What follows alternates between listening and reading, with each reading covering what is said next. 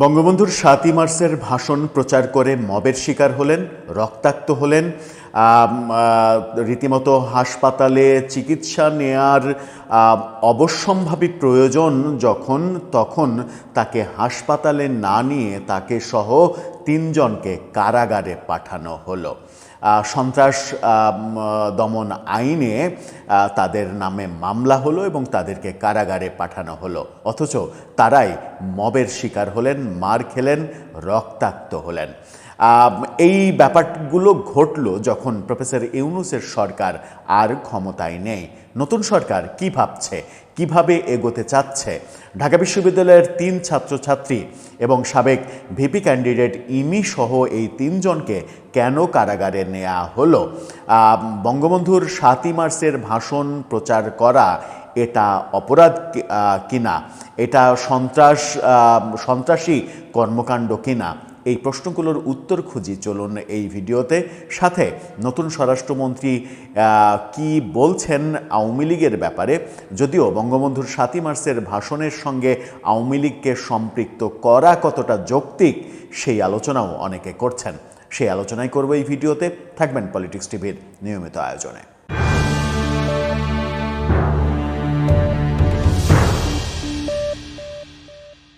দর্শক, আওয়ামী লীগের কার্যক্রম করা, আওয়ামী লীগের মিছিল করা, আওয়ামী লীগের মিটিং করা, আওয়ামী লীগের অফিস খোলা, এই ব্যাপারগুলো একটা কথা যে আওয়ামী লীগের ওপরে নিষেধাজ্ঞা রয়েছে, কার্যক্রমে নিষেধাজ্ঞা আছে, ওই কাজগুলো করলে তাকে গ্রেপ্তার করা হলো, সন্ত্রাস দমন আইনে গ্রেপ্তার করে তাকে কারাগারে পাঠানো হলো, সেটা ভিন্ন কথা। কিন্তু আমাদের মুক্তিযুদ্ধে ৭ই মার্চ তো অবধারিতভাবে একটা বড় অংশ, এবং বলা হয় মুক্তিযুদ্ধের প্রেক্ষাপট রচিত হয়েছিল ৭ই মার্চের সোহরাওয়ার্দী উদ্যানের রেসকোর্সের সেই ঐতিহাসিক ভাষণের মাধ্যমে। এই ভাষণটাকে সারা পৃথিবী একটা মহাকাব্য হিসেবে স্বীকৃতি দিয়েছে। সেই ঐতিহাসিক ব্যাপারটা মুক্তিযুদ্ধের স্বাধীনতার মাস মার্চের ৭ তারিখে সেই ভাষণটা যদি কেউ প্রচার করে, তাকে যদি আপনি আওয়ামী লীগ ট্যাগ দিয়ে আওয়ামী লীগের কার্যক্রম করছে এই বলে সন্ত্রাস দমন আইনে গ্রেপ্তার করে কারাগারে পাঠান, এবং তারা যদি আবার ছাত্র হয় ঢাকা বিশ্ববিদ্যালয়, তাহলে একটু খোঁজ নিতেই হয় তারা কারা। যারা তাদের উপরে মব তৈরি করলো, তাদের অভিযোগ এরা ছাত্রলীগের নেতা। ছাত্রলীগের নেতা তাহলে ঢাকা বিশ্ববিদ্যালয়ে অবস্থান করছিল কিভাবে? ছাত্রলীগের নেতা তাহলে ডাকসুর নির্বাচনে ইমি কিভাবে অংশগ্রহণ করলেন? আমরা তো জানি যে ইমি ছাত্রলীগের সময়ে ছাত্রলীগের বিরুদ্ধে নানা ধরনের কর্মসূচি পালন করেছেন, ছাত্রলীগের দ্বারা নানা ধরনের হেনস্থার শিকার হয়েছেন, তাকে ছাত্রলীগ বানিয়ে দেয়া হলো, এই অভিযোগও আসছে। কি বলছে গণমাধ্যম? কালের কণ্ঠের শিরোনামটা দেখে নিন। তাদের ৩ জনের ছবি দিয়ে বলা হচ্ছে সন্ত্রাস বিরোধী আইনের মামলায় ইমি সহ ৩ জন কারাগারে, এবং বলা হচ্ছে যে এরা আওয়ামী লীগের পোস্টেড নেতা, সেই অভিযোগ করা হচ্ছে। আমি জানি না সেই অভিযোগ সত্য কিনা। রাজধানীর শাহবাগ থানায় দায়েরকৃত সন্ত্রাস বিরোধী আইনের মামলায় গ্রেপ্তার স্লোগান ৭১-এর সাবেক সাধারণ সম্পাদক শেখ তাসনিম আফরোজ ইমি সহ ৩ জনকে কারাগারে পাঠানো হয়েছে, আদালত পাঠিয়েছেন তারে। আজকে মেট্রোপলিটন ম্যাজিস্ট্রেট জুয়েল রানার আদালতে তাদের কারাগারে পাঠানোর নির্দেশ দেয়া হয়। মামলার অপর 2 আসামি হলেন ছাত্রলীগের ঢাকা বিশ্ববিদ্যালয়ের শহীদুল্লাহ হক শাখার সাবেক কর্মসংস্থান সম্পাদক ও মোহাম্মদ আসিফ আহমেদ সৈকত ও দলটির নেতা আব্দুল আল মামুন। তাদেরকে ছাত্রলীগের নেতা হিসেবে বলা হচ্ছে। তারা যদি ছাত্রলীগের নেতা হয়ে থাকেন, ইমিও কি ছাত্রলীগের নেত্রী? সেই প্রশ্ন তো একটা বড় প্রশ্ন। মামলার এদিন আসামিদের আদালতে হাজির করে তাদের কারাগারে আটক রাখার আবেদন করেন মামলার তদন্তকারী কর্মকর্তা শাহবাগ থানার উপপরিদর্শক আরশাদুল ইসলাম। আবেদনের পরিপ্রেক্ষিতে আদালত তাদেরকে কারাগারে পাঠিয়ে দেন। মামলা সূত্রেও বলছে, শনিবার দুপুর আনুমানিক ৩টার দিকে শাহবাগ থানাধীন শহীদুল্লাহ হল ক্রসিং এলাকায় আওয়ামী লীগ, যুবলীগ, ছাত্রলীগের কতিপয় সদস্য সমবেত হয়ে মাইকে ৭ই মার্চের ভাষণ বাজাচ্ছিল। খবর পেয়ে পুলিশ ঘটনাস্থলে উপস্থিত হলে পালানোর চেষ্টাকালে স্থানীয় জনসাধারণের সহায়তায় ঢাকা বিশ্ববিদ্যালয়ের শহীদুল্লাহ হল ছাত্রলীগের সাবেক কর্মসংস্থান সম্পাদক আসিফ আহমেদ সৈকতকে হাতে নাতে আটক করা হয়। পরবর্তীতে একই দিন রাত 9:20 দিকে জাতীয় জাদুঘরের 1 নম্বর গেটের সামনে আব্দুল আল মামুন ও শেখ তাসনিম আফরোজ ইমির নেতৃত্বে আরও 10-15 জন অজ্ঞাতনামা ব্যক্তি জড়ো হন। শাহবাগ থানা মসজিদে তখন তারাবির নামাজ চলছিল। আসামিরা মসজিদের দিকে মুখ করে লাউড স্পিকারে উস্কানিমূলক স্লোগান দেন। কি ভয়াবহ অভিযোগ!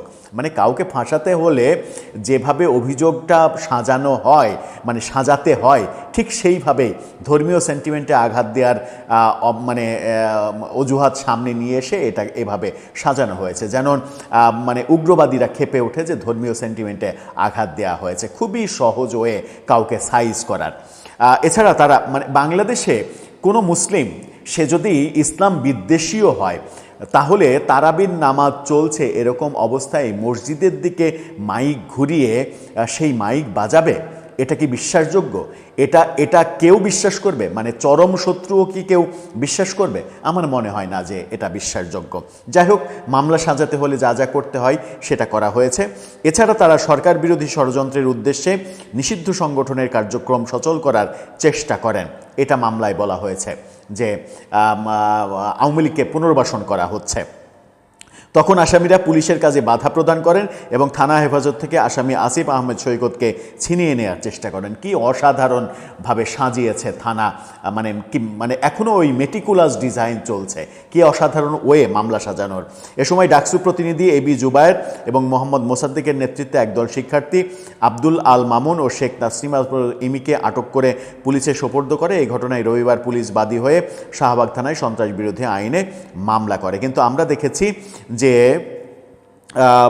ছেলেটাকে ধরা হয়েছিল, সেই ছেলেটাকে কিভাবে মারা হয়েছে, কিভাবে রক্তাক্ত করা হয়েছে, সেই চিত্র আজকের প্রিন্ট ভার্সন দৈনিক ইত্তেফাকে প্রকাশ করা হয়েছে। ইত্তেফাকের সেই ছবি এবং ক্যাপশনটা দেখে নিন, কিভাবে মেরে তাকে টেনে হিঁচড়ে নিয়ে যাওয়া হচ্ছে। এই ছেলেটাকে, যে আব্দুল্লাহ আল মামুন সম্ভবত এর নাম, সেখানে ক্যাপশনে লেখা হচ্ছে, ছাত্রলীগের এক নেতাকে আটকের জেরে গতরাতে শাহবাগ থানার সামনে 7ই মার্চের ভাষণ বাজান একদল শিক্ষার্থী। এই ঘটনার জেরে আল মামুন নামে এক শিক্ষার্থীকে থানা এলাকা থেকে ধরে এনে পেটানো হয়। ইত্তেফাক এই ক্যাপশন দিয়ে ছবিটা প্রকাশ করেছে। যদি এই ঘটনা সত্য হয় তাহলে মামলা সাজানো হয়েছে ঠিক উল্টাভাবে।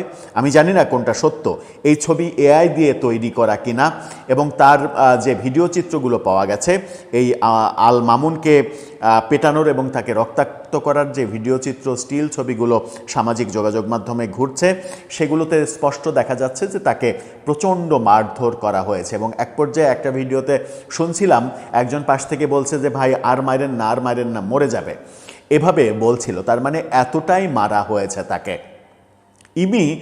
আমি জানি না এই আল মামুন কিংবা আরেকজন যাকে প্রথম যাকে ধরা হয়েছে সে ছাত্রলীগের পোস্টেড নেতা, এটা দাবি করা হচ্ছে, হলো তাকে মানে ছাত্রলীগের পোস্টেড নেতা, সেই কার্যক্রম করছে, তাকে ধরা হলো, সেটা ঠিক আছে।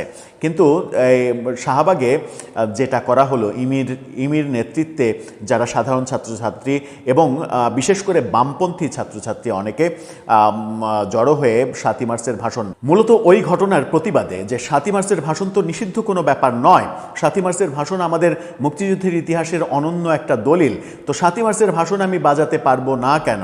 এটার সঙ্গে আওয়ামী লীগের সম্পর্ক কি? এটার সঙ্গে শেখ হাসিনার পালিয়ে যাওয়ার সম্পর্ক কি? আপনি যদি শেখ হাসিনার সঙ্গে সব কিছু মেলাতে চান, আপনি যদি শেখ হাসিনার সঙ্গে মুক্তিযুদ্ধকেও মেলাতে চান, তাহলে তো সেটা ভুল থিওরি। আজকে সচিবালয়ে স্বরাষ্ট্রমন্ত্রীকে প্রশ্ন করা হয়েছিল এই ব্যাপারে। স্বরাষ্ট্রমন্ত্রী বলেছেন যে দলের মানে কার্যক্রমের উপরে নিষেধাজ্ঞা জারি করা আছে, সেই দল যদি কোনো কার্যক্রম করে তাহলে সেটা সন্ত্রাস দমন আইনেই মানে ট্রিট করা হবে। পুলিশ এ ধরনের কোনো ঘটনা ঘটলে পুলিশ যথাযথ ব্যবস্থা নেবে। তার মানে স্বরাষ্ট্রমন্ত্রীর বক্তব্য এই ঘটনাকে এক ধরনের সাপোর্ট করা। তাহলে ব্যাপারটা কি দাঁড়াচ্ছে? তাহলে ব্যাপারটা যেটা দাঁড়াচ্ছে সেটা হচ্ছে যে আমরা বিগত কয়েকদিন থেকে আওয়ামী লীগের বিভিন্ন নেতাকর্মীর যে অতি উৎসাহী ভাব দেখেছি, যে বিএনপি এসেছে, ইউনূস গিয়েছে, আমরা এই ফিরে আসলাম, আমরা এখন ফিরবো, আমরা সদর্পে ফিরবো, আবার রাম রাজত্ব করব, এই যে ভাবনাগুলো তাদের মাথায় ঘুরছিল, সেই ভাবনাগুলো সম্ভবত বুমেরাং হতে চলেছে। যদিও 7ই মার্চের ভাষণ প্রচারের ঘটনায় বিশেষ করে শাহবাগ থেকে গত রাতে যেটা হয়েছে, যেভাবে ডাকসুর 2 নেতার নেতৃত্বে ওখানে মব তৈরি করা হয়েছে এবং ইত্তেফাকের ছবিটা সেটাই প্রমাণ করে। যদিও তারা সামাজিক যোগাযোগ মাধ্যমে দেখছিলাম লেখালেখি করছে যে তারা কোনো মব তৈরি করেনি, তারা ছাত্রলীগ ধরেছে। ছাত্রলীগের পুনর্বাসন কোনোভাবে 7ই মার্চের নামে ছাত্রলীগের পুনর্বাসন তারা করতে দেবে না, এই ঘোষণা দিয়েছে। কিন্তু মানে কাউকে পেটানো, কাউকে মারা, কারো উপরে মব তৈরি করার অধিকার কারো আছে কি না সেই প্রশ্নটাও থাকবে। যদিও আজকে কৌশলে স্বরাষ্ট্রমন্ত্রী মবের ব্যাপারটা এড়িয়ে গেছেন।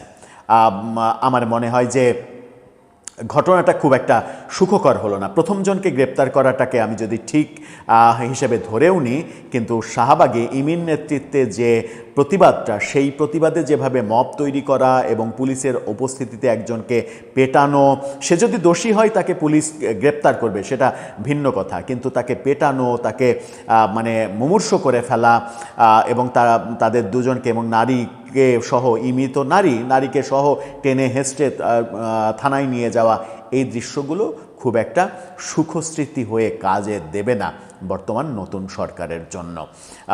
দর্শক, আপনার মতামতের ব্যাপারে জানিয়ে লিখতে পারেন আমাদের কমেন্ট বক্সে।